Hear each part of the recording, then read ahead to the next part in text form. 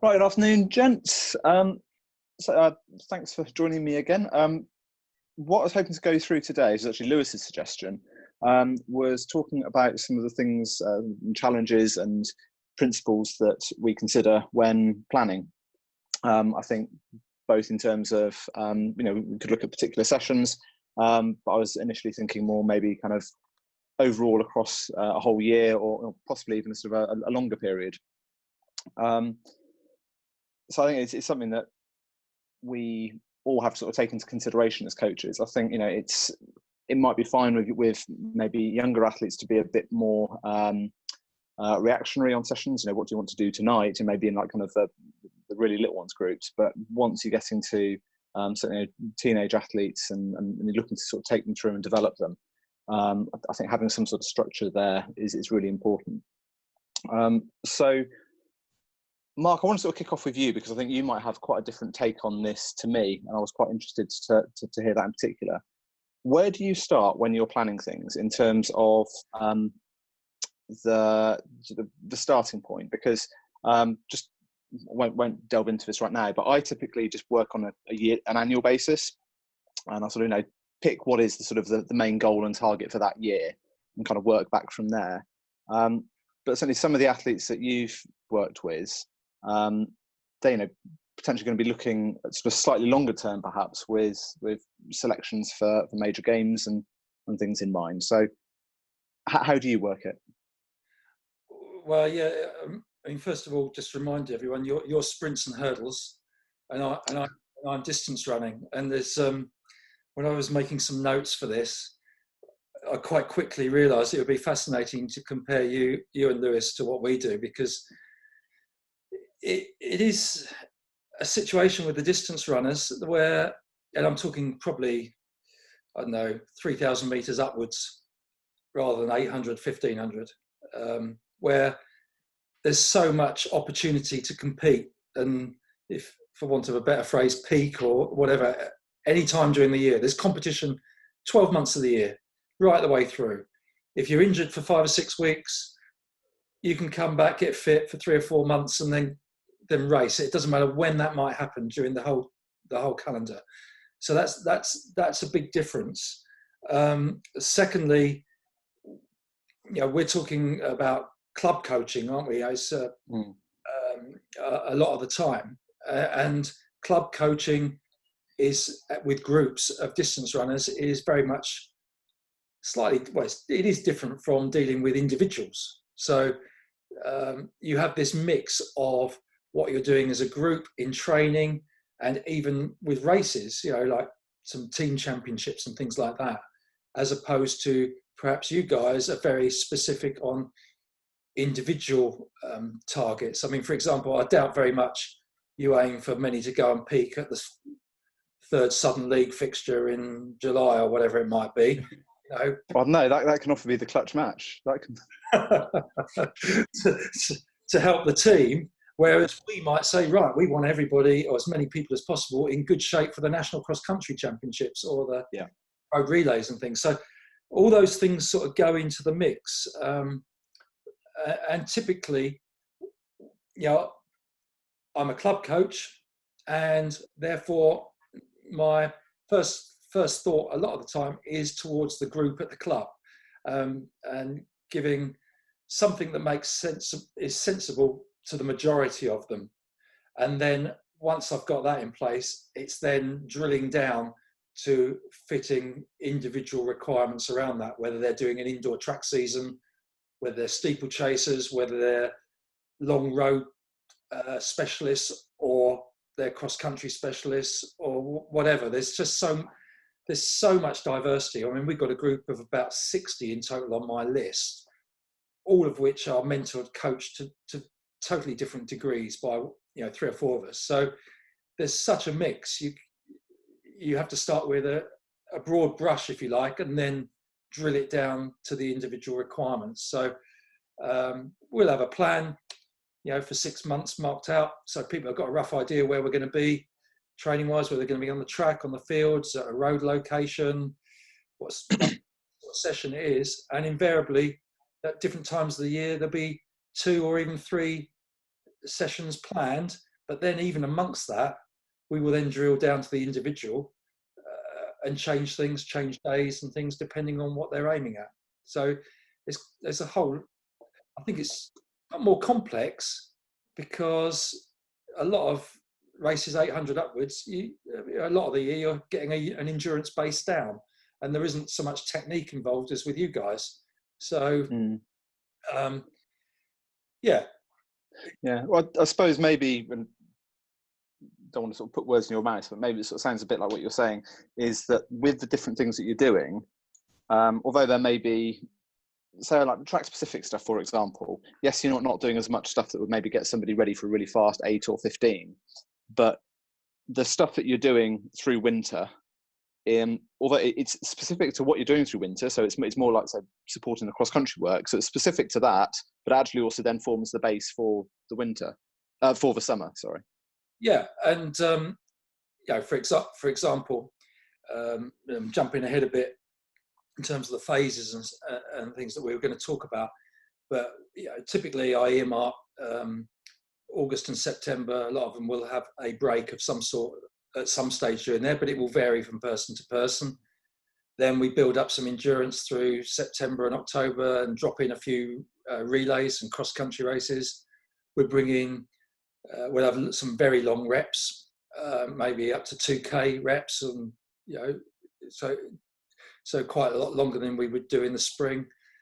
Then we would have we'd start dropping in, because I tried not to just drop everything in there at the same time. We would bring in some long hills, which might be like 90-second hills and things like that. Quite a lot of mileage as you get towards Christmas, and then quite a few of them will either start to switch towards indoor or some really key championship cross-country races, and we'll start to bring a little bit of shorter hills in, and some slightly shorter, still longish reps, but those going on the track will dip in and do some track work.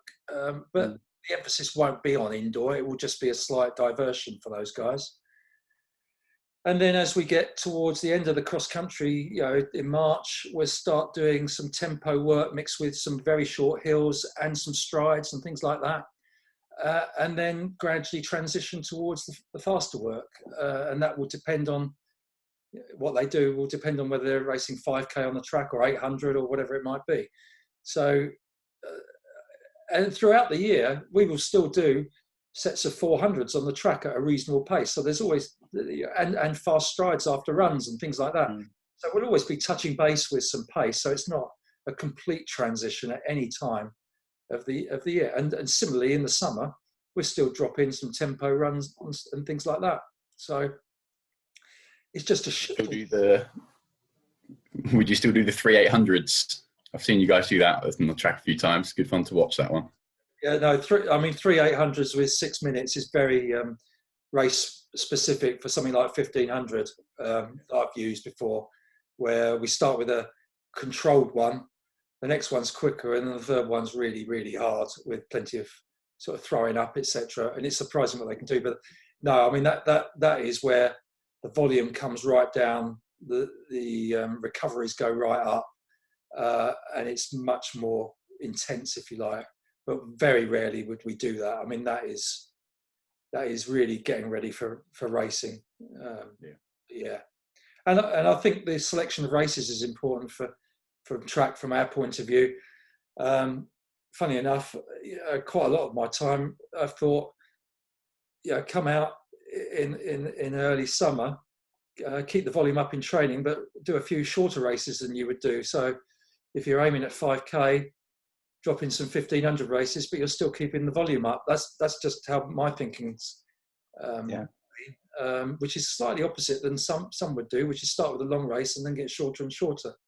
I think it depends how you're using those races, doesn't it? Because I mean, I do a similar thing with some of mine, not necessarily in terms of doing different distances, but while we're in phases of training that are still quite, the emphasis isn't really on competing, but just because of where the calendar is and what competitions are going on, they want to go and do league meets, and it's a great atmosphere, and it keeps the fun side of it and keeps them enjoying doing things. So we go and do those competitions, but we just treat them as training sessions, essentially.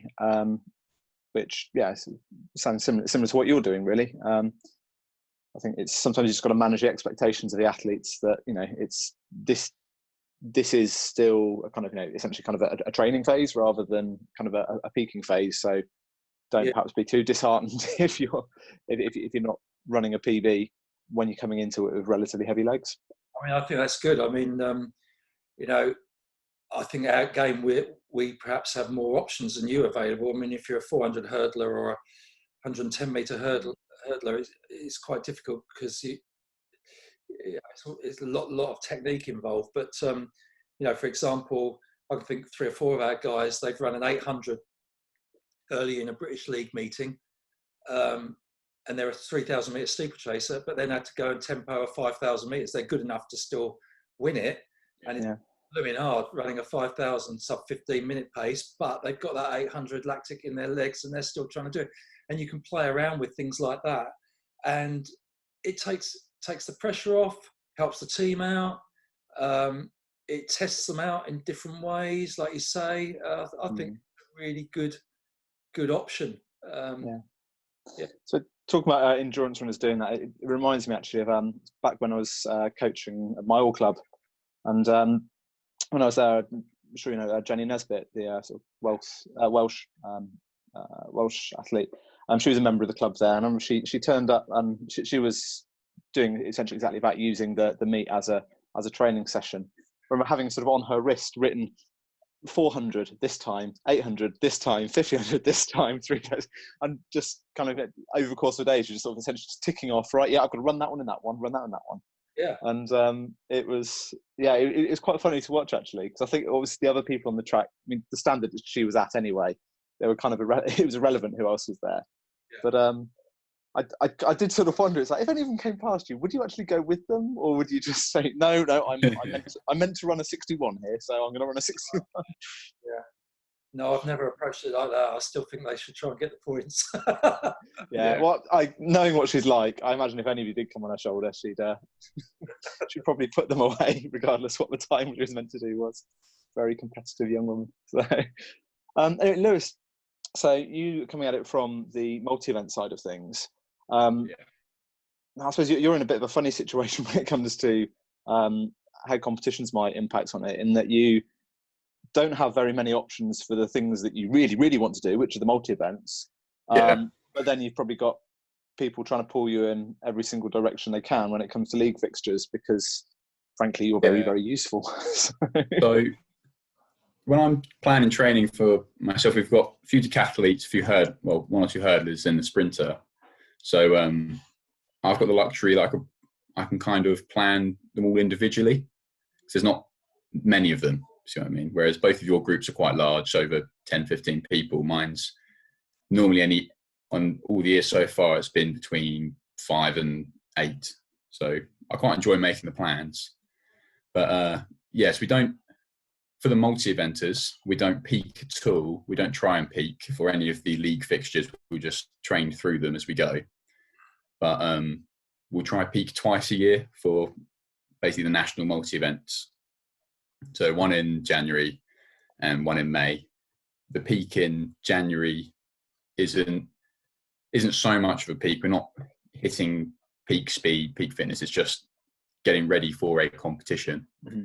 And then for the May competition, it's kind of all eggs in one basket. See how well you can do, and then build up from there. I kind of do my plans almost in like 15 to 20 week periods, depending when we finish the season. So this year we finished the season really late because we all did the county champs, which was the last week of September. So we had October, November and December to train for the nationals indoors. And then supposedly we would have had January to May to then do another block of training. But I end up kind of working out and asking everyone what they want to do and working out what they need to get better at. And then we work out our plan from there, just tailoring the amount of speed sessions we do. I try to dumb it down a lot, do it in units. So I've actually got I've done it a bit more funky this year. I've got a diagram to show. So this is just my one to begin with, but I've got different graphs for volume, intensity, and frequency of different areas. So it'd be gym work, speed, strength, endurance, things like that. And there's a lot of units to put in, but I actually find it's really easy in multi-events compared to other events, because no matter if you get it wrong, you're still improving something. Yeah. So let's say if I was trying to increase my speed loads and maybe I didn't quite plan enough into the program and ended up getting a bit more endurance in, I've still got better at something. It's not necessarily the thing I want to get better at. Whereas like yourself, if you've written a plan and it hasn't quite worked out, it hasn't worked out. See what I mean? Because you're doing one event. So that's where I think myself and Mark have a luxury with, we've got a bit more leniency of how we can improve. So if Mark didn't do enough speed work with his athletes, they'll still be getting better at 5K, 10K. But yeah, so you've got the real challenge, I think, because it's a very specialist area. Well, I think trying to, if you're doing too much volume and you kind of think, oh, a natural solution is to move them up, I think you've then got a bit of a battle psychologically. Yes, yeah, because you haven't got speed. I think you might be a better 400 runner this year. Yeah. It's I have sneakily kind of tricked a few into going towards 400, but, without them necessarily knowing about it. But no, it's, yeah, I think you're right. It's you kind of you pick your horse and then you back it, really, when you're looking at sort of the sprints and hurdles. Yeah. When you plan your sessions, I imagine that you have like a set goal of what you're going to do in like stages. I don't know what model you follow, if you follow a specific model. Yeah, well, just sort of rattle through mine then. So like I said, I start with whatever the big competition is for the year and then kind of work backwards. So like you, I kind of tend to go for sort of a twin peak model with an indoor peak and then an outdoor one. In all honesty, even if they weren't doing indoors, I would probably do that anyway, just because I don't like to go away from the sort of elements that I'd be working on the competition phase for too long. Yeah. So I think if I were to go right through from end of August and then not picking it up again until maybe July with kind of the more competition type training, then I just feel that's a bit too long anyway. So like I say, we have that sort of that twin model, and I typically try and have about 5 or 6 weeks of competition phase training before we get to that peak. Yeah, that's why the league fixtures are so good as well. Little bits of ticking over. Yeah, and then before that, I'll have what I think a bumper type model would maybe call like kind of a specific prep phase. Yeah, and I tend to run that for around 8 weeks or so. I find that's typically enough, and I'll drill down to what I do in each of these in a second. And then I essentially have a general prep with whatever's left before, which tends to work out around, depending on when they end their summer season and if they're going away on break or whatever. That tends to be sort of somewhere between sort of 7 and 10 weeks, and then kind of it's a much smaller revisiting of that in between the indoor and the outdoor season. So in that first phase, that general prep phase, I suppose my view is I can almost see it as like you slap a load of clay down on the slab in the general prep phase. So, and that's your raw materials. And then over the course of a year, you refine that into the shape that you want. Yeah, at the start, it doesn't matter what it looks like as long as there's a lot of it. Yeah, generally I'm looking at top end speed as my sort of starting point.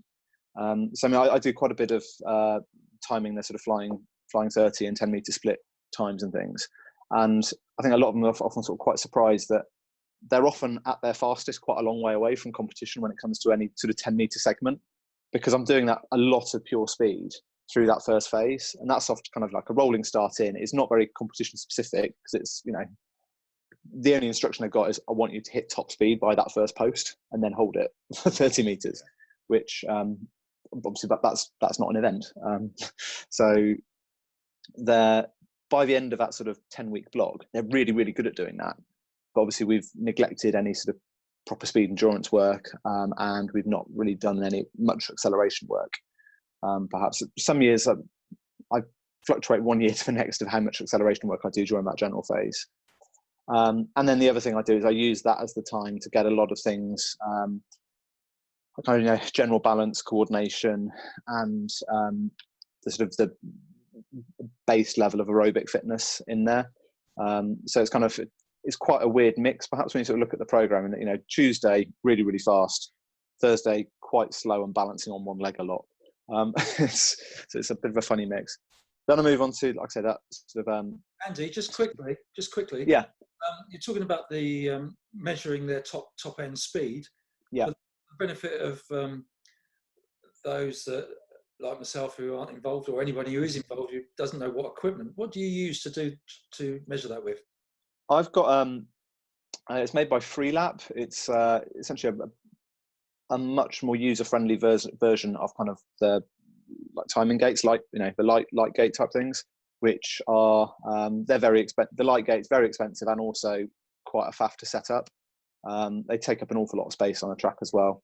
Whereas the Freelap system, which I randomly do have under my desk, yeah, don't they? But that they're just these little posts. So sorry, it's more for the video than the listener. I might edit this out on the podcast version. But so they're little posts about 30 centimeters long and just stand on the track. And they each have sort of a timer unit that they wear, and they run past them, and it's very, very accurate. I think it's accurate to within 200ths, one or 200ths. So they're really good. They're relatively pricey. I think mine wasn't the base model, because it's got a couple of units in there rather than just the one. I think it was about £800 or so. So it's not cheap, but it's a hell of a lot cheaper than the alternatives. Other things that you can do, if you stand far enough away, so that you can actually get a decent view of the lot of the area. If you set up just 2 cones and you using a high-speed camera, this is what I did before. You can just watch when they pass that mark on the high-speed camera. Take the timestamp on that, and then when they get to the next one. So that's a kind of a actually, I think Coach's Eye, that's got a timing app on it. I think the Uber Sense or Huddle app, that's got a timing thing as well. I think the only thing with that is, like I say, you do need to stand far enough back so that you can actually, you're not looking at it from an angle, so you're getting a fairly sort of square angle across. So like I said, I think that's what I'm looking for in that first phase generally, and then the rest of the year is a case of just tailoring all of that to be as race specific as possible. So that second phase, we're bringing in more intensive tempo stuff, so kind of bit of a lactic work, so kind of got that energy system sort of topped up and working, and then for me, speed endurance is the kind of the final piece of the puzzle, that through the competition phase is essentially just acceleration work and speed endurance. It's just about, we've got that nice top speed, let's see how long we can hold it. And that's kind of how I shape my year, really. Good. Contrasting views. It's good. I like having everyone else's ideas on it. Because I think when you guys do your speed work, a lot of your speed work, we're generally doing our horrible long reps, doing our kind of 1500 pace or slower stuff at that point of the year, and just tapping into a bit of speed, just kind of maintaining. And we start picking up the speed probably in the second phase before pre-competition, then kind of cram it in. Do you guys, overall, a lot of, in terms of distance running, you can aim at things in relatively short period of time, like 5-6 months ahead. But at the same time, you've got this overall build going on, and it takes weeks, months, years of consistency, avoiding injury, patience, to just build and build. And one of the time and time again, one of the biggest faults, if you like, that you hear distance runners making is they're developing, getting stronger every year. Probably, let's say they peak 26 to 28 years old. And a lot of people will have a good year at 23, 24 and think, oh, that was really good. If I do even more next year, I'm going to be even better. But actually, all they have to do is maintain and just keep the consistency.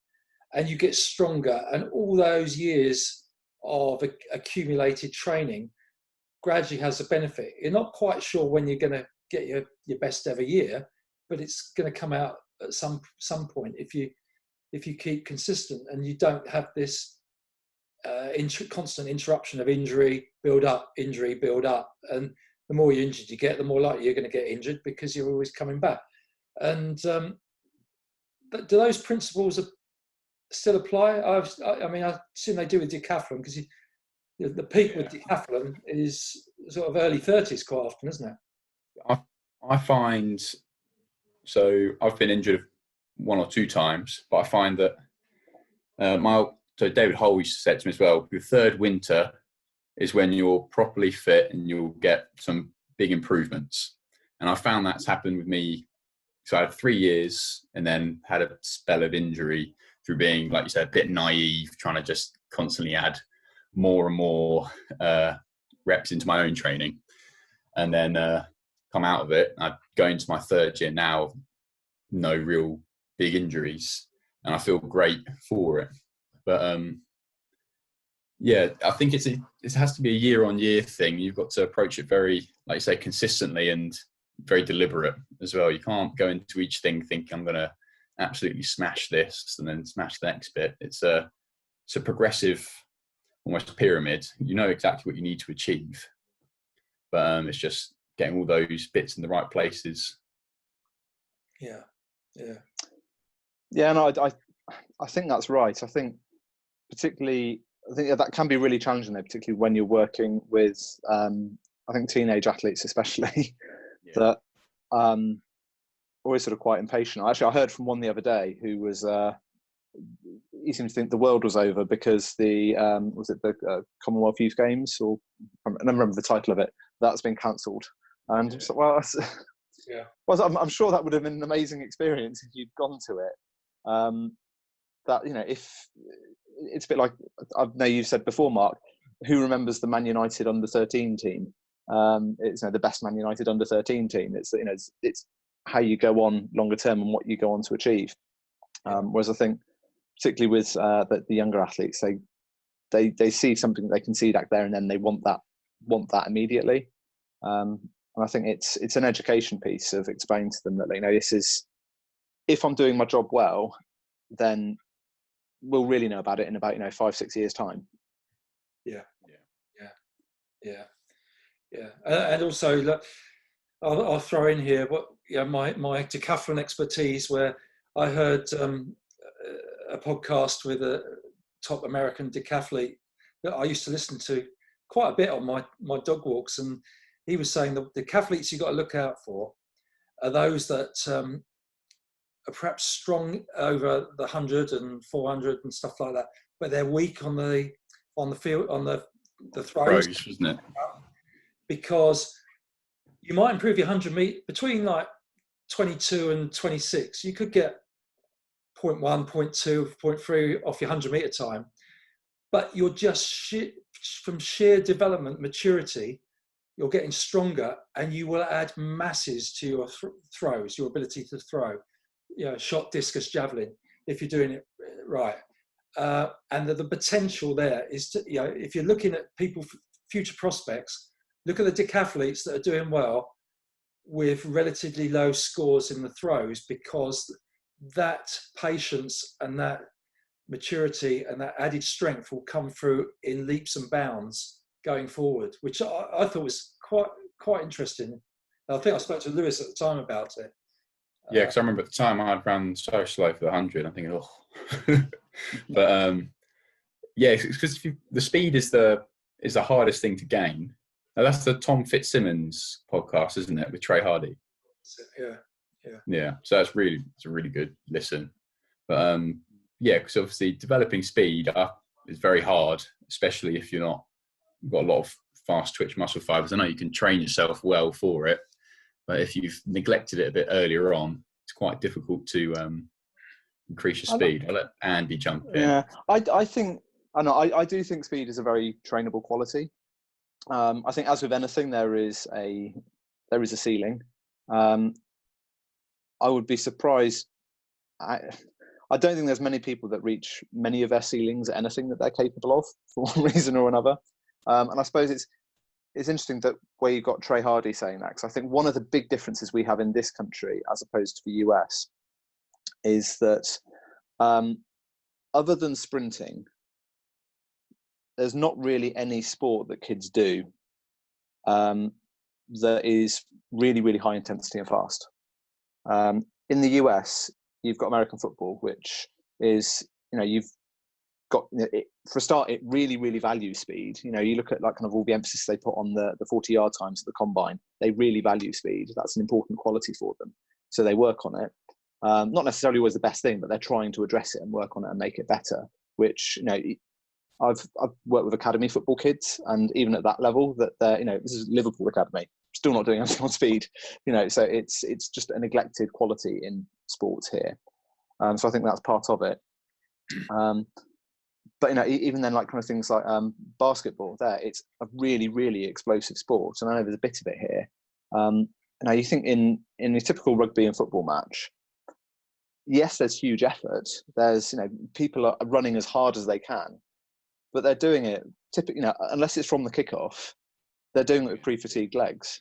Now, if you're actually looking at a sprint session, if you're wanting someone to hit top speed, hit maximal velocity, I would be allowing kind of around a minute to 2 minutes for every 10 meters worked. In American football, you get that because you have a play, you stand around for 90 seconds or so. You think about what you're going to do, and then you go again, and like I say, maybe you run 10 meters.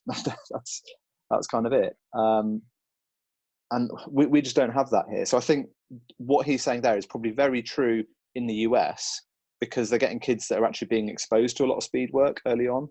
Whereas I think in the UK, unless they're actually training as a sprinter, they're probably, they can get to their early 20s and probably never really done any sort of pure speed work in their life. Interesting. Yeah. There's a lot of variables, obviously. If you've got someone that's very fast but doesn't have a physically big frame, their ceiling in the throws is going to be much lower than someone who's 6'8". See what I mean? So I think everyone's maturing at different kind of rates, and there's different levels which everyone can get to in certain events. Like I'm never going to be fast, and in our group we've got myself and Alex who are both, I'd say, pretty slow. You've got Harry that's naturally very fast, and we're all better at different things. It's like going back to the planning, it's difficult to plan group sessions knowing we're all very different athletes. Yeah, no, I agree with that absolutely, because I think it's I think particularly for you, Lewis, where you've got so many different events to cover, and you've got people who have their strengths lying in such different places. I suppose for me, if I've got one that is got really good top end but not particularly good speed endurance, it's not going to make a massive amount of difference to what I do within the year. I might tweak it a little bit, put a slight bit of emphasis somewhere. But if you've got someone that is, barely able to get over the hurdles, and they're wanting to go to England champs, then you need to put a hell of a lot of work into that. So I suppose it's quite different. Mark, how about you when it comes to tailoring things for individuals? Obviously, you've got such a big group there, and then some that are maybe more focused on the cross, some that are more focused on the roads. There's some really, really quick guys on the track as well. How do you juggle the challenges of tailoring things for individuals there? Well, I suppose one of the cultures of our club is that invariably, well, certainly the present day group have been used to training as a group. So there's a lot of athletes out there that exist very successfully training almost as individuals, or in a very, very small group. But as have been brought up training as a group, they're used to training as a group. They love the mixing with people, the social side of it, etc. So, and when they go to university, they typically train as a group, most of them. So there's that element. So it's a mixing of the mentality with the physicality of it, and so there will be tweaks. For example, the first tweak we would have, because everyone's through September to December doing very similar sort of work. If we're doing 400s on the track, some might do 10 or 12, others might do 20, but we're in the same location doing the same sort of stuff. Then we get to the Christmas time where we start to diverge, and some will be going indoors, some will be doing cross country and the like. So we start to diverge, but I've found, as I said earlier, as long as you prepare a little bit for the indoors, you don't have to have a complete changeover. And I've found we've done 3 or 4 key sessions across the 4 or 5 weeks over the sort of Christmas New Year, and they can progress quite quickly from that because they've touched base with pace before that. The other complication in it all is thinking the opposite end of the scale. Instead of 800 and 1500, where we've got people doing half marathons and marathons now. And I've given them sessions of 3 or 4 times 4 or 5K, and grinding that out on your own is really, really tough. And they still want to come to the club, and getting that critical mass, and by critical mass in that case, it's 3 or 4 people of similar ability, because their marathon pace is similar or whatever. To work like that together is difficult, and it's logistics. And I plan the routes for them. I make sure I've got a timekeeper for them who's going to stand there for another 45 minutes after the rest of us have finished, because it's a longer session. Encourage them, make sure they're aware of their paces and things like that. And that is as much a getting over the mental side as the physical side, I think, because doing a session like that is tough mentally. And it just helps having somebody who help organising it, somebody timing it, somebody to run with. So that's a real divergence, because another night somebody else might be doing some 200s on the track, So it's a real mix. But you have to keep talking to them about what they're aiming at. Be very aware of their current physical condition, their mentality, what's coming up, and everything else, and try and mix and match, and have to spend a lot of time doing it so it makes sense to everybody. Lewis, you were going to say something? Just because I imagine some coaches will be watching. So just a quick question from what you were saying earlier. So you've got 2400s going on and people are doing different amounts. I turn up, not particularly fit, get 10 done, and you say, oh, you're finished now. And I say, oh, I want to carry on. So what do you do with athletes which are trying to do more than a set, or ones that maybe should be doing more who aren't? It's a good question. And that does touch on something else I was going to mention. I find it really difficult to believe that, and I know it happens, there's quite a lot of really good coaches don't tell the athlete what they're doing until they arrive. Now, I find that quite difficult, especially with a large group. That communication on the night has to be relatively minimal, because you've only got so much time to sort it all out. So they need a good idea of what's going on beforehand. I need a good idea of what their condition is, whether they've been whether they've had a tough day at work, whether they've been feeling really tired for 2 or 3 days, because I'll adjust it, whether they're just coming back from an injury. We've got, just going on those 400s, you've got plenty of alternatives. I'll get some people doing only 300 and having a little bit of longer recovery, and they'll walk up the straight and meet the others for the start of the next rep. I'll have some doing alternate ones if they're really unfit, having quite a lot of extra recovery, just so they're running with people, building their confidence, slightly building their fitness. I'll have some doing it in pairs and then missing one and another pair. Some doing 6, missing a couple, and doing another 6. You can chop it and change it to suit the What would you say if because I imagine I would have been like this when I was younger, is I've been set 10 400s and the older members of the group are doing 20. I'd immediately want to do 20. Well, do you encourage people to carry on, or do you make sure they stick to their set plans? I have probably more often than not, I will say stop there than do any extra. Even sometimes I'll somebody at 10 who's starting to look really ropey and starting to fall apart, and they're building their fitness, stop there, bank it. Yeah. The extra 2 or whatever, it's not worth it, because you're just going to wreck yourself. Yeah, and how are you going to get that message across to them if they're quite stubborn? Well, you give up eventually if they want to really be stubborn, but invariably they get up the next day and they won't be able to walk properly because their calves will be so tight. Yes, but that's one of the benefits, as we spoke about before. We're organised generally by age. So all of ours are over 18, pretty well established with a good background in running. The difficulty is sometimes more case with the veteran runners who think they can do a lot more, and they need a lot more recovery in between their hard effort days, or should have, and it's just holding them back. Again, it all goes back to building that consistency, and that's part of what Andy was going to talk about as well. Yeah, the recovery process, how you build that in.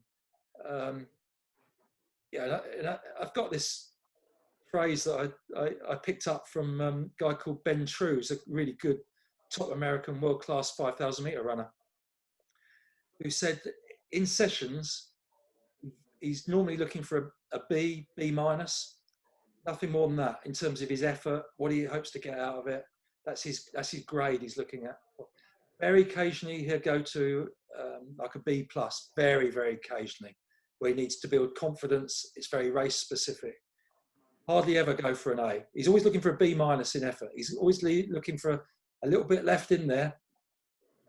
Before he finishes that session, he's looking at the next one. You see what I mean? Yeah. It reminds me a little bit of the idea that in Charlie Spedding's book, when he's talking about the perfect sessions not being that they're really good, but they've achieved the right target. Yeah. So I don't know if he's looking to run. I'm completely making up time, so this isn't what's in the book, but he's like running a session doing mile repeats at, I don't know, 4:20.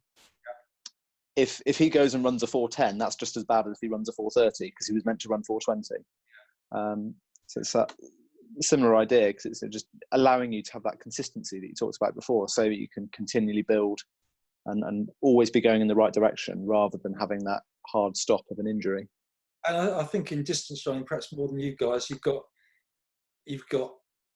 characters in the group who just want to bash the living daylights out of each other, who are friends, but they won't give an inch, and that is really difficult to control sometimes. And I've seen some fantastic sessions, but it doesn't mean they're going to race well at the weekend. Leave it for the weekend, It's I think a lot of coaches' time, certainly my time, is spent cautioning people rather than encouraging them to do more or go faster. I think the vets are the worst ones for that. What's that? The veterans don't know when to stop, especially in my group. Richard and Ian. Really? I think it's chasing each other down, pushing the last rep. Yeah.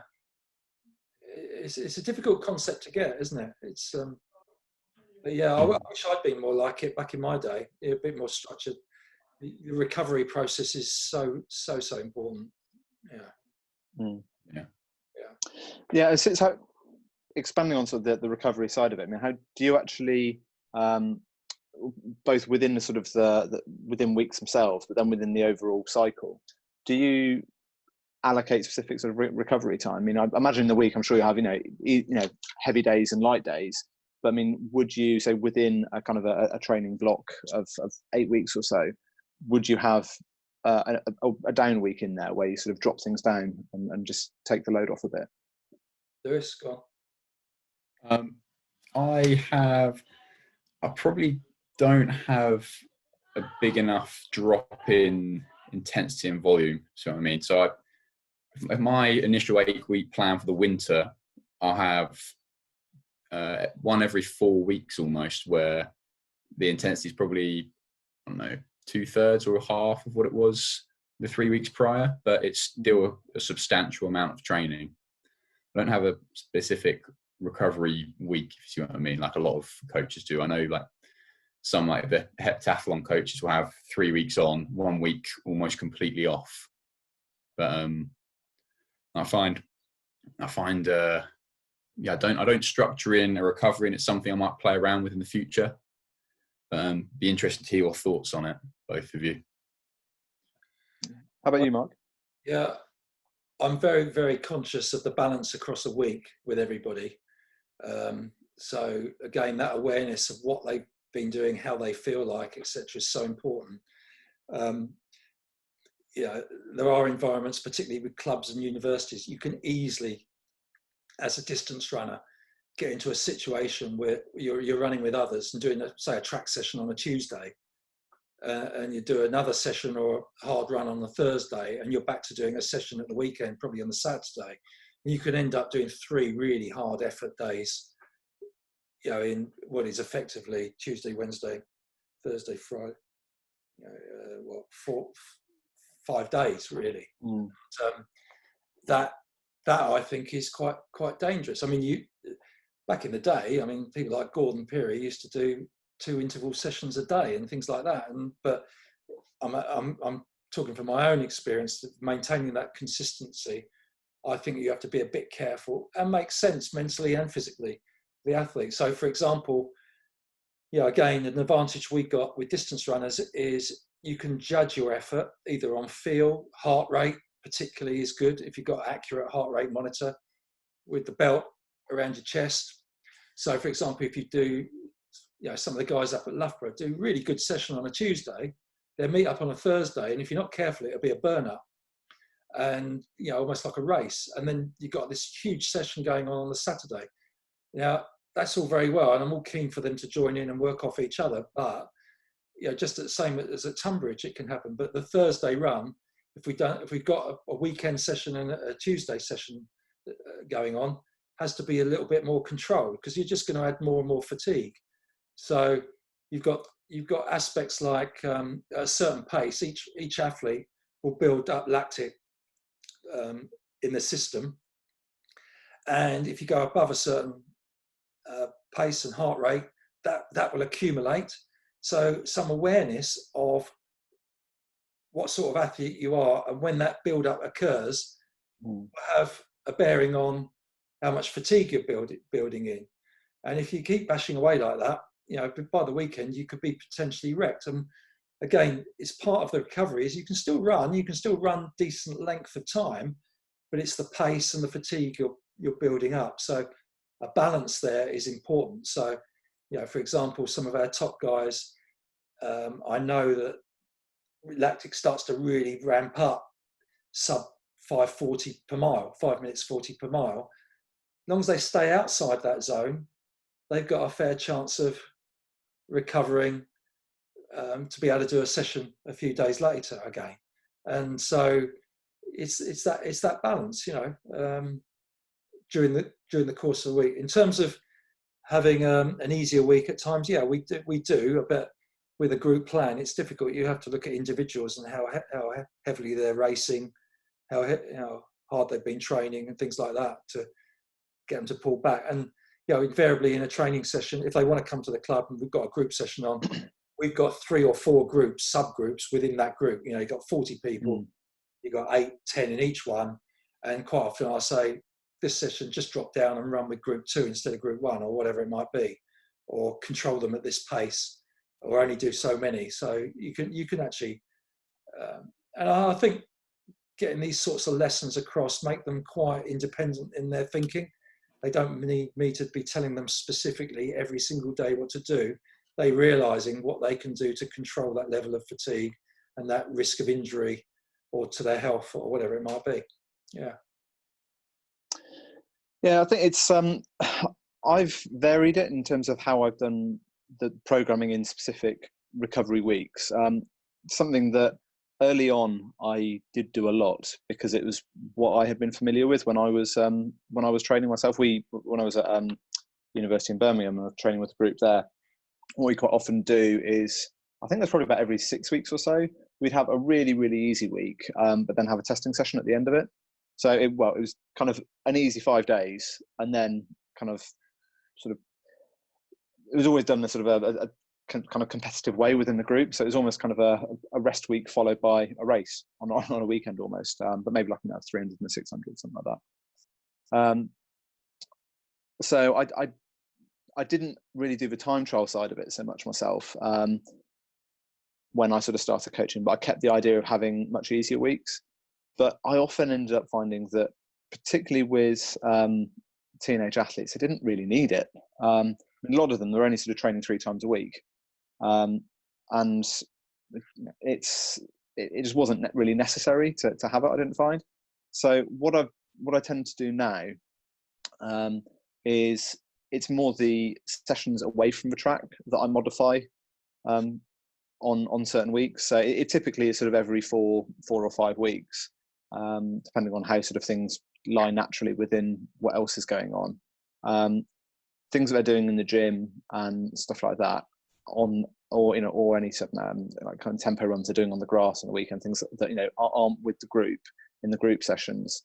Those are the bits that I'll cut the volume right down on, because I think it's by that way it's only really targeting the athletes that are doing that extra work outside of the track sessions that will benefit from it.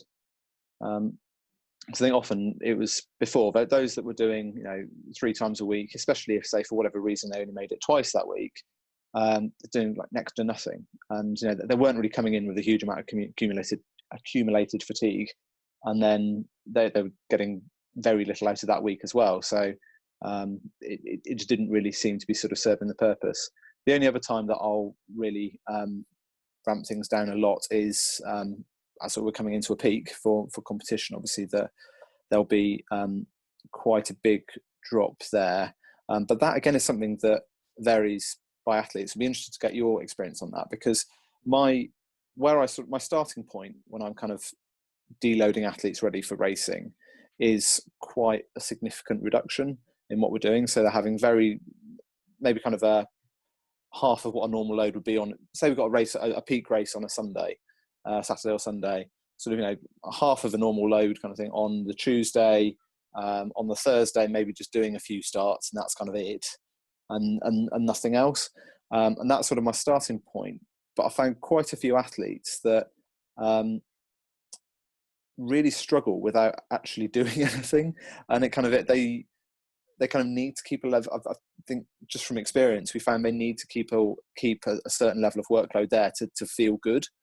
So if I unload too much, then it just doesn't really work. And I think I probably would have been less inclined to lean into that kind of idea of keeping them working with it a bit harder if it hadn't been for the fact that as a colleague that I used to coach with, he had a very, very similar experience with one of his athletes early on, that was in a fairly formative stage of my kind of coaching, coach learning. I was chatting to him a lot about the fact that he had this lad who was, he's a English schools medalist in 200, I think, and they were going to the England champs later in the year, having had a really, really light week, and he was absolutely hopeless, having kind of been at maybe a Midland League kind of a few weeks before, which I kind of just used as a bit of a practice race, gone into it with fairly heavy legs and run half a second quicker. So I think having kind of goes to your point you were making in the last episode, Mark, about the value of networking, is that I've seen someone who's gone through that before, and that they switched it up and it seemed to work really well. So I've kind of taken that approach with mine, but it's taught me that I need to be very I need to tailor things for the individual when it comes to peaking a lot. Yeah. So. Yeah, I totally agree with that. Sorry, Lewis? I totally agree with that. So I find even in our group, there's only a few of us, but we all have to do certain things to get ready for certain competitions, and it's as much mindset as it is physical as well. So if some people don't hurdle on the Thursday and manage 3 strides to each hurdle, they're not going to be confident for the weekend, and that affects them for their whole preparation for the warm-ups. People that have a bit more confidence, like myself, I don't need to do anything really in the last week. I just try to let my body recover, or do, like you said initially, normally do about 50% load on the Tuesday, and then I might just put down some run-ups or just purely do my warm-up, things like that. But yeah, everyone's slightly different, and I think I personally put it in their hands a bit so they can work out what works best for them. Kind of, I give input for the week leading up to a competition, but I'm not going to say do this and then make sure you finish it at this time, whatever. It's whatever they need to feel confident. I think the mental side, especially week leading into preparation, is massively key for some athletes. Yeah, interesting. I mean, I suppose if there's any multi-eventers or sprinters, coaches or otherwise, or athletes listening, should explain with distance runners, it's quite a compulsive, compulsive sort of hobby, if you like, whereas people are running 7 days a week, sometimes twice a day, doing as much as they can, and it is perhaps slightly different in that respect. So we're doing a lot of running, but if you've got a race like Andy said the following weekend, I start to get our guys to think about, especially in a relatively important race, not every race, but an important race coming up, really think about what they're doing the previous Sunday with their long run. Don't go for a 2-hour run like you might do sometimes. Cut it back to 70 minutes and very, very easy, and then the Tuesday session will be adapted. The last 2 or 3 days, I think, is really interesting, because people say, what should I be doing? And I say, well, I'm a firm believer everybody in those 2 or 3 days has to really get right what works for them, and everyone's different. If you're working in an office, as opposed to being a landscape gardener, how your body is functioning, how you're working is going to be totally different. And there's some who like to run 8-9 miles on a Thursday night before racing on a Saturday and be quite happy trotting along and doing that. Others would just want to do 20 minutes and some a few 200s, I'm talking about a longer distance race, and just relax. Others like to have the Thursday off, not many, and then easy run on the Friday before racing Saturday. Others like the Friday off, race Saturday.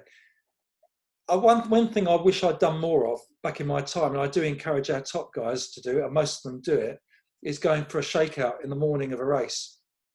So it probably sounds alien to you guys, but I mean, if they've got a 5,000 meters, 6 o'clock in the evening on a Saturday, they will do a 15-20 minute jog in the morning. And I think that really helps. How many times distance runners come up and say, I went for a run this morning, but I felt fantastic tonight. And your body is responding in a different way. I also think that if somebody gets really tense and nervous for a race, that's on later in the day particularly, then it just going for a morning jog, having a shower, relaxing, really helps their mindset. It just relaxes them a lot for the day. It won't tire them out or anything. And I was just wondering whether you've got guys like that get tense. So they're doing 110 hurdles later in the day or 400 hurdles. Do you ever advise them to do something early in the day just to shake it out and before they travel? Because some of them will get up as late as possible, maybe not eat what they should be eating, get in a car for 2 or 3 hours, sit around when they get there, and then go to warm up. And it's that you won't always feel good doing that. Especially if it's out of your normal routine anyway. It'd be alien, won't it? Yeah. I've never done that on the day, for stuff on the day. I think it's something I could maybe think about doing, actually. But I certainly have had instances where I've had athletes, particularly the ones that are really keen and like to do work. The ones that feel they need to be putting stuff in, putting work in the tank. Now, I can explain to them to cows haven't come home that, in that last week before the race, realistically, you're not going to get any fitter. You're not going to have any sort of big physiological adaptations within that week that is going to mean that you're going to perform faster and your capabilities are somehow better. Now, what you can do is fatigue yourself and tire yourself out so you're going to perform worse, but you're not going to, increase your maximum ceiling. But there are those that if you just tell them that, then whilst they might rationally agree with it, they feel like they need to do something. So I have had athletes where they do respond quite well to a typical taper where they're not doing a great deal. They just mentally feel like they need something. So I'll end up setting like ridiculously light stuff. So kind of the days in between the sessions, if they're used to doing gym work, it's almost like kind of keep them in their routine. They'll go down the gym and just do stuff with just the bar, because they're not really getting any work done. And I'm sure if they were to think about it, there's not really, they're not going to get any adaptations out of that session. But by feeling like they're doing something, they just do it in a much better frame of mind. So I've kind of gone down that route a bit. Well, it is a sort of it's not something I like to go to too quickly. It's a bit of a last resort type thing. But it's maybe it's just the sprinters that are attracted to my group. But I seem to get quite a few neurotic ones. I see that over the years. Sprinters, for example, how many times do you see the Olympic semi-final is run, and they do whatever time, and they come back an hour later and run quicker? So often. And so if you've got your 100 meters at 5 o'clock in the evening, or between 3 and 5 o'clock, and that's your only real event for that day,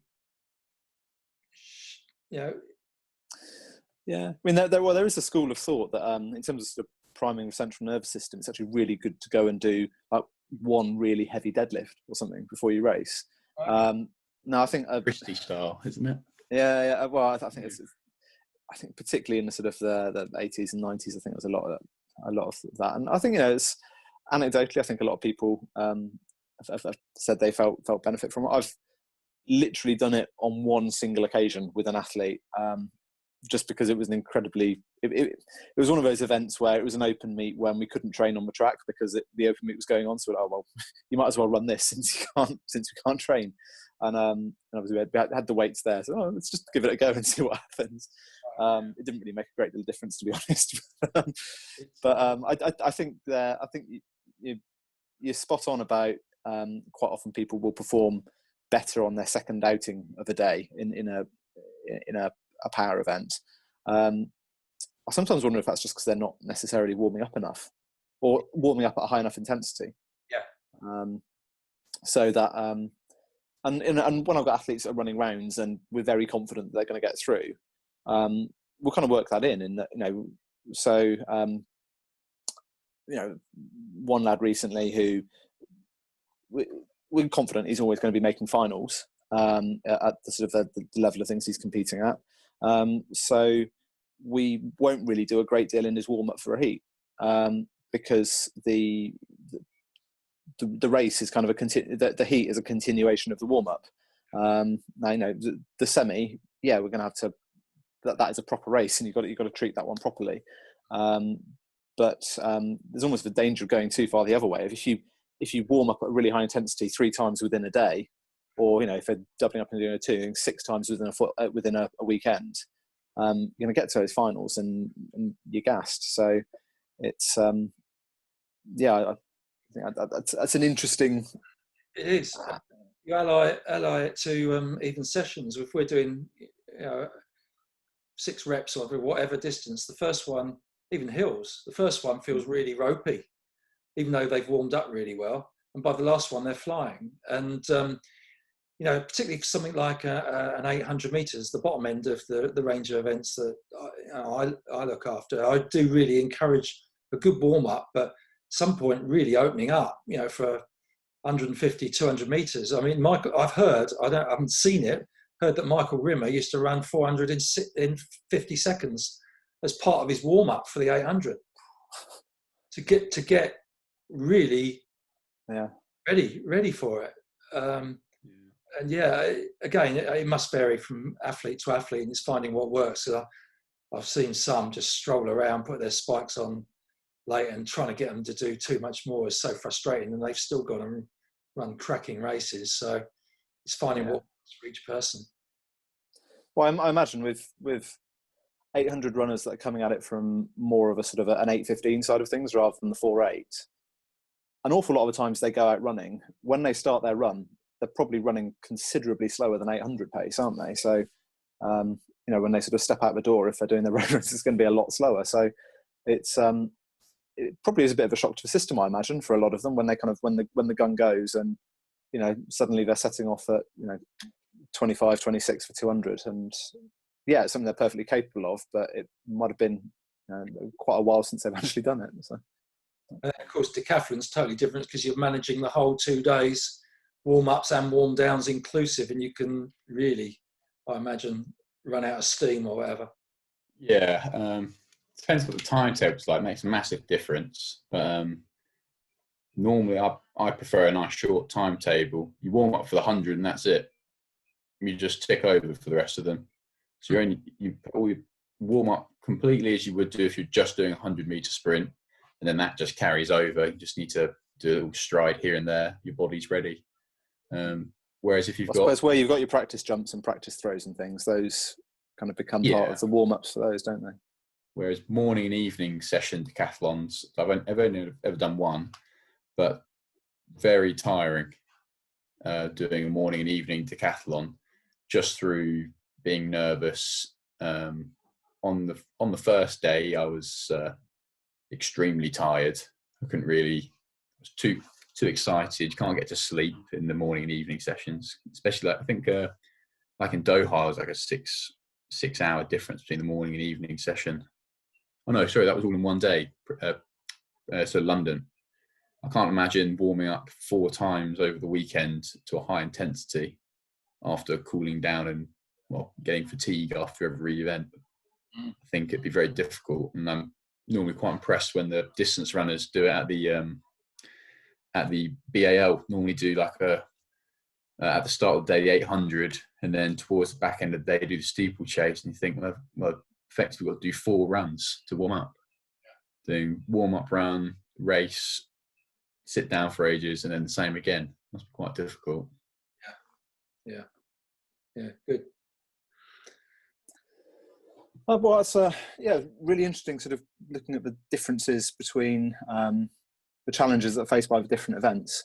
But also I think there's a lot of similarities there. I suppose it comes down to the fact that ultimately we're all just working with people. People, isn't it? Which, That's been a good little chat about that. Yeah, no, thanks very much, gents. Really enjoyed that. So this will be, Mark, we'll be popping this up on your YouTube channel for those that want to watch the video side of it. And it will be going up on Spotify and the Apple podcast as well. So subscribe it, share it around to anybody you think would be interested. And feel free to get in touch if you have anything that you think you'd be interested to hear from us. I will pop the email address in the notes since I can't remember off the top of my head. Instagram account now as well, haven't you, Andy? We do have an Instagram account. So yeah, that's another way to share the to get in touch with any questions or share any feedback. So that's just Track Coach Clubhouse. Search on there. We're the only one, so you should find us nice and easily. Good. Okay. Cheers, guys. Pause it.